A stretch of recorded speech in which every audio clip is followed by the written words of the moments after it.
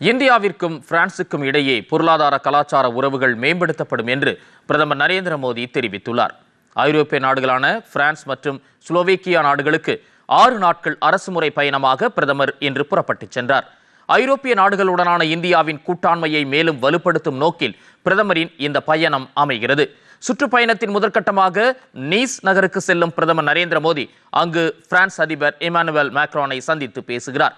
இந்த சந்திப்பின் போது இரு நாட்டு தலைவர்களும் இந்தியா, பிரான்ஸ் மற்றும் பிற நாடுகளைச் சேர்ந்த முன்னணி புத்தாக்க ஸ்டார்ட் அப் நிறுவனங்கள் மற்றும் வென்சர் கேபிட்டல் உள்ளிட்ட நிறுவனங்களை ஒன்றிணைக்கும் பாரத் இன்னோவேட்ஸ் நிகழ்ச்சியை கூட்டாக தொடங்கி வைக்கிறார்கள்.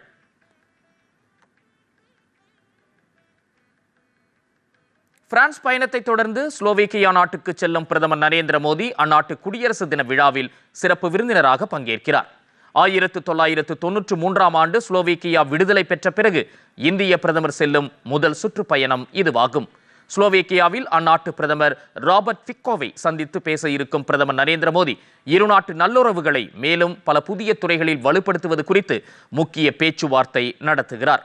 இருதரப்பு வணிகம், ஆட்டோமொபைல், ரயில் உள்ளிட்ட உற்பத்தி துறை சார்ந்த விஷயங்களும் ஒத்துழைப்புக்கான புதிய வழிகள் தொடர்பாகவும் இருநாட்டு தலைவர்களும் பேச்சுவார்த்தை நடத்துகிறார்கள். சுற்றுப்பயணத்தின் இறுதி கட்டமாக பிரான்சின் எபியன் நகரில் நடைபெறும் G7 உச்சி மாநாட்டில் பங்கேற்கும் பிரதமர் ஜூன் 18இல் பாரிஸ் நகரில் நடைபெறும் விவடெக் உச்சி மாநாட்டிலும் பங்கேற்கிறார்.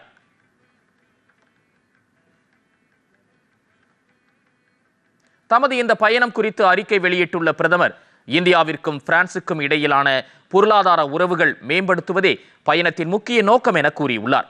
ஸ்லோவேக்கியா ஒரு முக்கியமான நாடு என்று கூறியுள்ள பிரதமர், தனது பயணத்தின் போது இந்தியாவுடனான அந்நாட்டின் உறவுகள் மேலும் வலுப்படுத்தப்படும் என்று நம்பிக்கை தெரிவித்துள்ளார்.